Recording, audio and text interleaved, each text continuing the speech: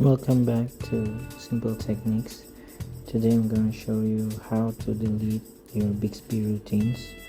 So you go to Bixby Routines by pressing and holding the Bixby Routine icon, and then when you're at this My Routine page, you just need to, first way of deleting is press and hold the routine that you want to delete and then press delete. Second way is to select the menu on the top right corner and then press delete, and then select the routine that you want to delete and press delete. It's that simple. Thank you guys.